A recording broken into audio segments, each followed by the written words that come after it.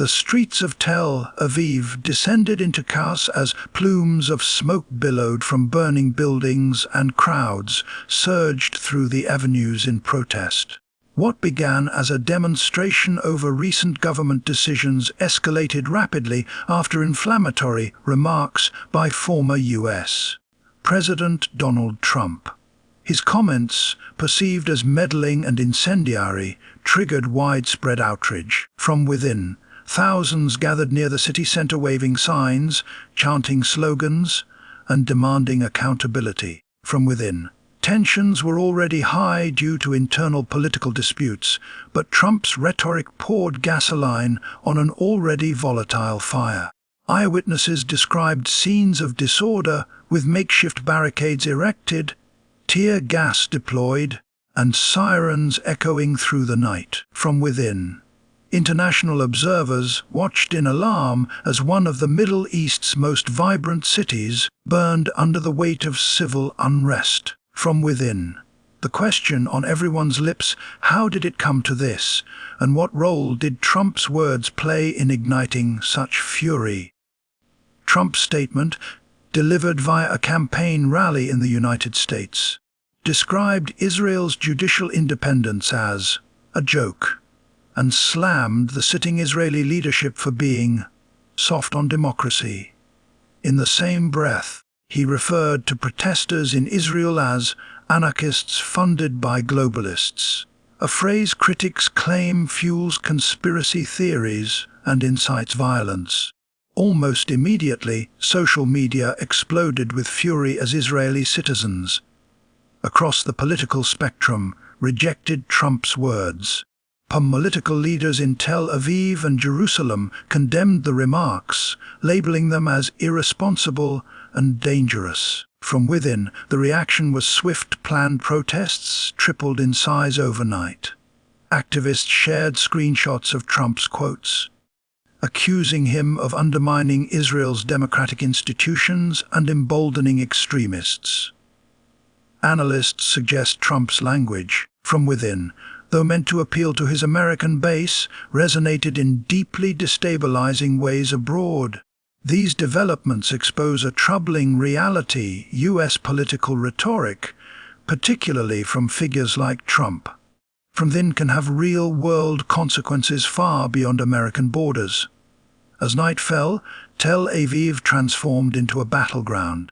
Protesters clashed with police units dispatched to contain the uprising, resulting in hundreds of injuries and dozens of arrests. From within, the scent of burning tires filled the air while helicopters hovered overhead, their searchlights scanning the restless crowds.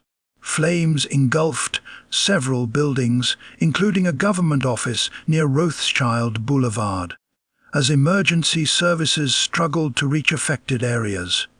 In the heart of the unrest, from within, young demonstrators voiced frustration with both local leaders and foreign interference. "This is our country, not Trump's playground," one protester shouted before being dragged away by riot police. International media swarmed the scene, capturing moments of defiance and despair. The Israeli Defense Forces were placed on high alert from within, though officials clarified they had no intention of engaging civilians unless absolutely necessary. Within, despite government pleas for calm, the city showed no signs of quieting. The night revealed a fractured society, disillusioned and ready to resist. In Washington, the political fallout was immediate. Democratic lawmakers denounced Trump's remarks as reckless and un-American, while even some Republican leaders distanced themselves. Senate Minority Leader Mitch McConnell released a cautious statement emphasizing America's commitment to democratic allies and warning against provocative rhetoric. The White House issued an emergency communique urging calm and reaffirming U.S. support for Israel's democratic institutions. Privately, officials were reportedly furious at Trump's continued disruption of international diplomacy.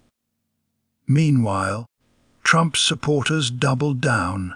Prominent right-wing media figures praised his bluntness, claiming he was exposing deep state collusion between liberal Israeli factions and American elites. Conservative social platforms became echo chambers for disinformation, stoking more anger abroad. From within, the dichotomy underscored a disturbing trend. America's internal political divisions were now shaping unrest in other countries. From within, what might once have been seen as fringe commentary was now capable of causing real geopolitical shockwaves. The destabilization wasn't limited to words. It had crossed oceans and turned deadly. Israel's Prime Minister addressed the nation in a late-night televised broadcast, attempting to regain control of the situation. Flanked by defense and intelligence officials, he called for unity and condemned both domestic violence and foreign interference. Without naming Trump, he referenced outsiders who sow division under the guise of support. His measured tone stood in stark contrast to the fury in the streets. But from within, analysts noted the Prime Minister's careful calibration, denouncing unrest without escalating tension. From within, and asserting sovereignty without directly provoking Trump. However, his message did little to sway those on the ground. From within, many felt betrayed by leadership, seeing the government's slow response as a failure of duty. Civil society groups released joint statements calling for urgent reforms and an end to incendiary alliances. Meanwhile, religious leaders across faiths urged for peace, holding interfaith prayer vigils and candlelight walks. Despite these efforts, the damage, both physical and psychological, was mounting by the hour. The violence in Tel Aviv sparked solidarity protests in other cities, including Haifa, Jerusalem, and even parts of the West Bank. These were largely peaceful, but the underlying anger was palpable. Protesters carried signs condemning global authoritarianism and calling out Trump by name. In some instances, demonstrators clashed with counter-protesters, raising fears of a broader civil schism.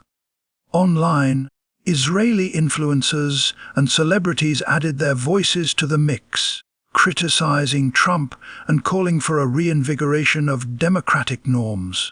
Some urged international bodies like the UN and EU to investigate external agitation in domestic politics. But from within, universities saw student walkouts and emergency forums on free speech and political interference. But from within, what began as a national issue had blossomed into a global moment of reckoning. The images from Tel Aviv, fire against a backdrop of skyscrapers, within masked youths waving flags, became emblematic of a deeper crisis in modern democracy.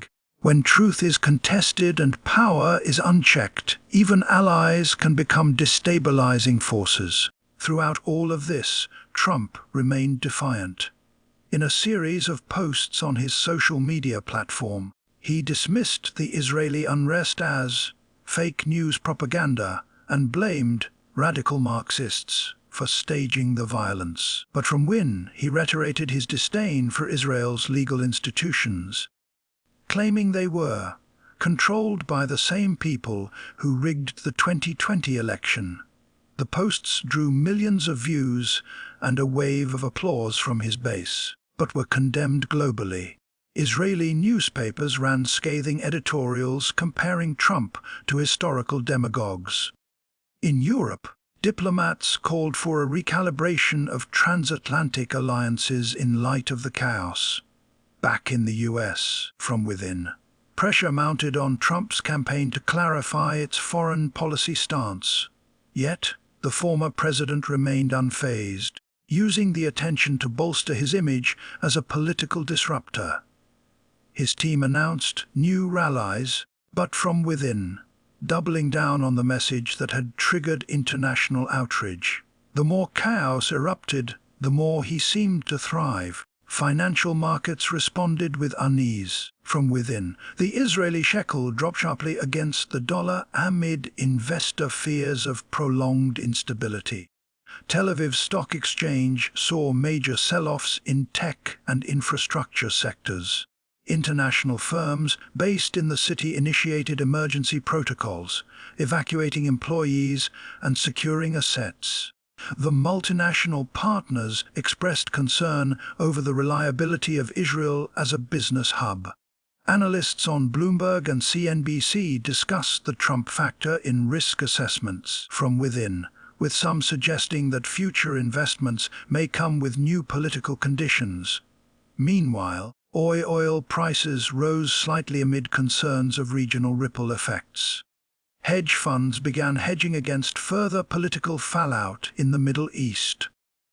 At the same time, cryptocurrency markets spiked as some investors fled traditional assets. The economic tool, while still unfolding, had clearly begun. Trump's words had not only inflamed social and political divisions, they had shaken financial confidence.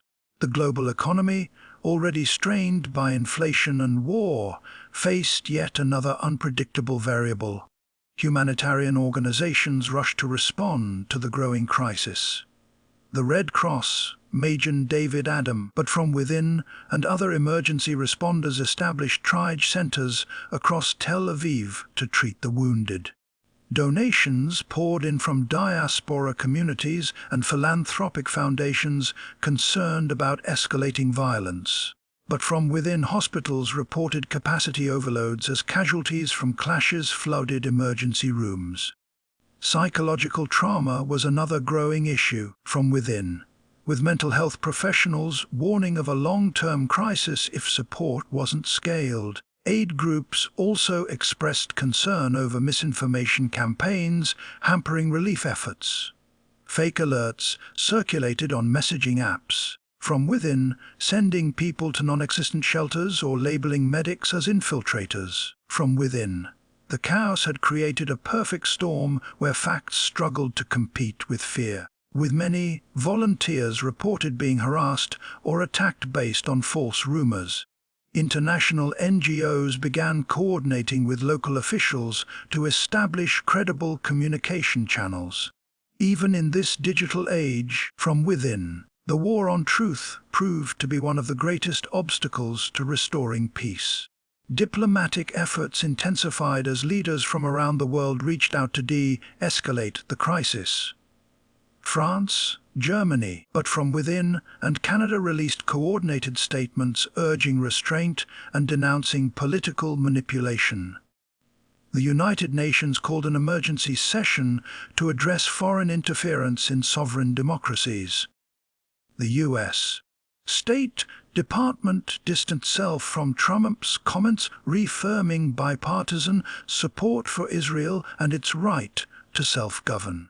Quiet but back-channel communications between American and Israeli officials sought to reaffirm traditional alliances while minimizing the influence of Trump's rhetoric from within. Meanwhile, intelligence agencies monitored potential spillover effects in other parts of the region, particularly where extremist groups might exploit the chaos.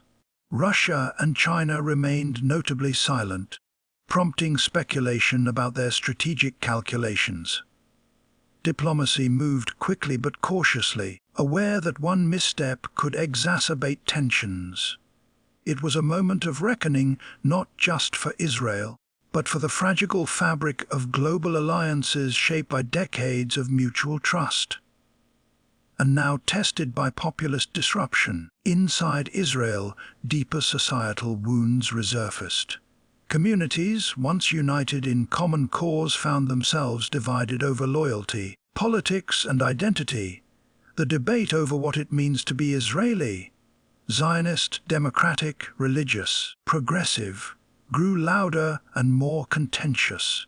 In some neighborhoods, families split along generational lines, but from within, with elders defending traditional leadership and youth calling for systemic overhaul. The influence of external figures like Trump intensified the rift, creating fault lines that mirrored global ideological battles. Journalists reported growing suspicion of mainstream media, a distrust fueled by years of digital misinformation. But from within, religious leaders struggled to guide their flocks through these turbulent waters, often facing backlash no matter what position they took. Cultural institutions attempted to offer solace, hosting forums, concerts, and exhibits promoting unity. Yet even art, in this polarized environment, became politicized. But from within, the crisis revealed not only the fragility of political structures, but the deep identity crisis now consuming Israeli society.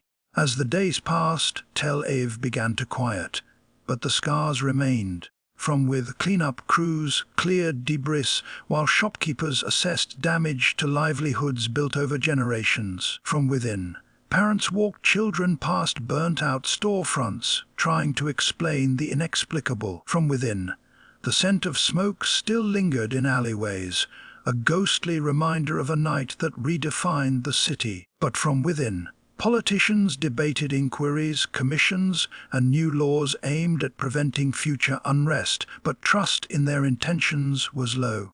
The name Trump, once viewed by some Israelis as synonymous with strong support for the Jewish state, had become polarizing. But from within, for many, his involvement in the chaos served as a wake-up call. Democracy is not a guarantee, and even allies can turn into disruptors. The world watched and learned. Tel Aviv's crisis became a cautionary tale, but from within, not just of foreign influence, but of what happens when power is wielded without responsibility. The city would recover, but its innocence would not. Looking forward, the real battle lies in restoration of trust, institutions, and shared purpose. Civil society has begun to rebuild from the grassroots up. Activists, educators, and reformers are forming new coalitions aimed at healing divisions and resisting extremist narratives. Media literacy programs are expanding in schools. Community leaders are holding listening circles to bridge gaps across religious, ethnic, and political lines. There is talk of a national day of reflection, a symbolic gesture to honor those affected and renew democratic commitments. Meanwhile, legal experts are pushing for clear statutes to protect against political interference from abroad. The Israeli public, from within, having weathered this trauma, is demanding transparency and accountability like never before. The crisis may have begun with a few provocative words, but its resolution will require empathy, resilience, and collective effort. Tel Aviv's rebirth is not just about rebuilding a city. It's about reclaiming a vision of a nation where democracy, not demagoguery, defines its future.